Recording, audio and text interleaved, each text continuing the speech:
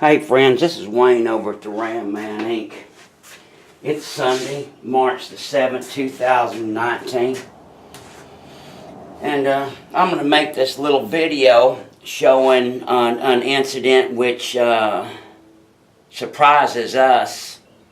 A gentleman said that he was having trouble with his Jeep hubs, and here's the box that it came in. It's beat to smithereens. I see it says received unsealed at Fort Worth. But anyway, the gist of it is well, first let me start off that all of the Jeeps and the half-ton trucks, they use basically the same components. You have two custom machine shafts that we do here in-house. That's correct, 4340s. And then you have two locking mechanisms that were designed by Ford. And then you have the Timken hubs that we use, which are splined to accept the lockers. Now, once again, these are factory components. This is a factory Timken for the vehicle that it's going on. And here's the lockers used by Ford and Mazda in the late 90s. And then here's the shafts. Now I check each one before it goes out because I just want to make sure. And it's also real easy to check them. Here's the hub with the cage needle bearings. So to check the shafts, all I have to do is do that right there and check for the feel. It's real fast and it's real easy. You can tell how smoothly go in and that sound, especially after you've done 50 or 100, you can just tell. Obviously, there's no binding or any trouble. So, I've just tested the shafts and the hubs that fast. Now, all I have to do to check the lockers and the spline is this right here. That's it. So, anybody that says, oh, I'm having trouble, oh, my shit don't fit, sends up a big, huge, gigantic flag to us. Either they've tore something up, or they don't know what they're doing at all. Because this right here is the easiest one that we've got. Even easier than the Dodges. We ship these with these fit together and snap down and installed, so all people have to do is change the shaft, bolt that on, and it's done. That's all that they have to do. So this James guy, he ordered this for 2013 JK Unlimited, March the 2nd this year. On the website, we actually shipped it right after that. They were delivered on the 25th. And where's the hub booklet? And he calls up and he says, well, my ABS sensor wire won't go down all the way.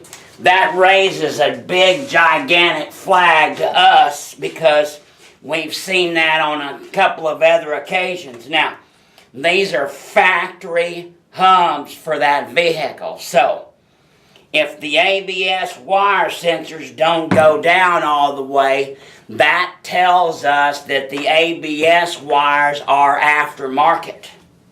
That's what it tells us. And you can run the risk of breaking the teeth off. That is why years ago we put a specific note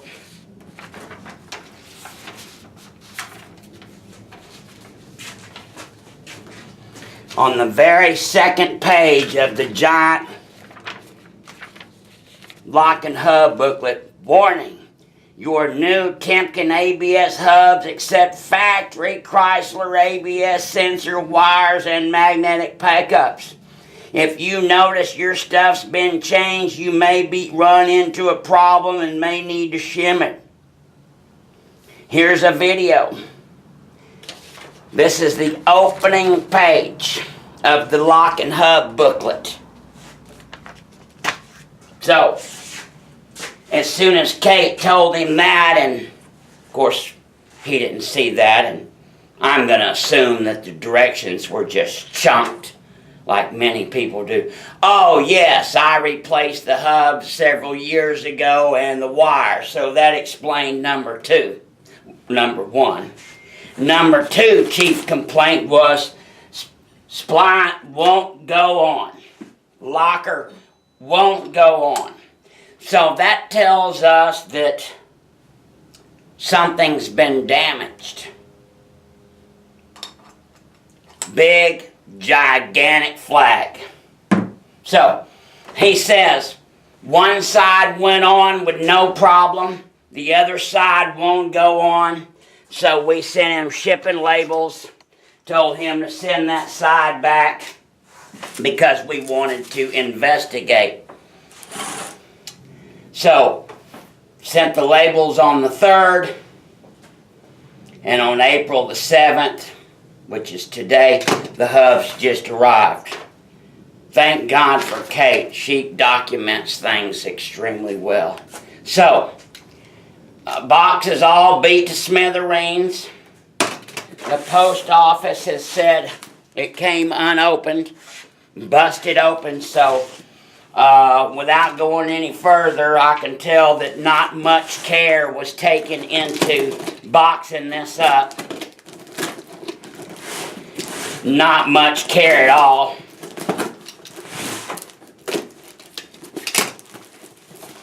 Yeah. So,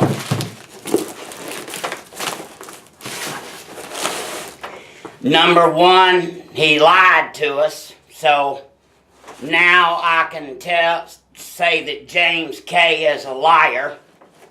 Lied through his teeth.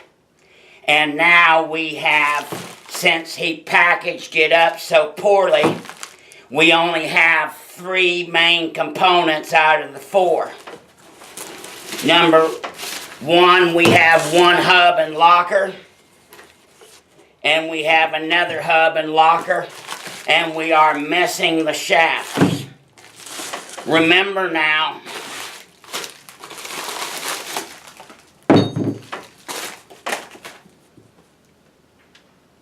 so 25% of the kit is missing. The most expensive part. The shafts are completely custom from the word go and require lots of work and lots of machining. And the hubs and the lockers are actually off-the-shelf items that can be purchased and require a little bit of machining. So, 25% of the kit is missing. So, he either kept it, or due to his poor packaging, it didn't arrive. And of course, the product is absolutely, totally beat to smithereens. He completely beat it to smithereens. Everything is beat up. So, this is a guy that had no idea what he was doing. Tore everything up. I can tell by the sound that he's broken the locker.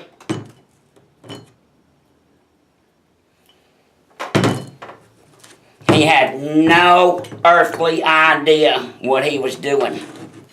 The shafts won't go in anymore because the bearing surface is completely destroyed. The bearing surface, which should be micro-polished like these, are completely destroyed. So, he has completely destroyed these units. He had no idea what he was doing.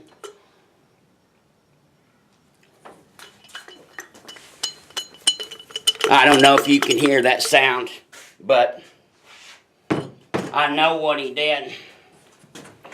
He couldn't get the shaft to go onto the splines. It's in the lock mode. Yeah, he's broken this. And he pounded the hub on. I know what he did. Completely tore it up, and it's missing the parts. So, that's what we get with an idiot that didn't know what he was doing, tore the thing up, and then boxed it up, tore it up more, and lost nearly half the pieces. That's James K. What a disaster, what a doofus, and what an idiot.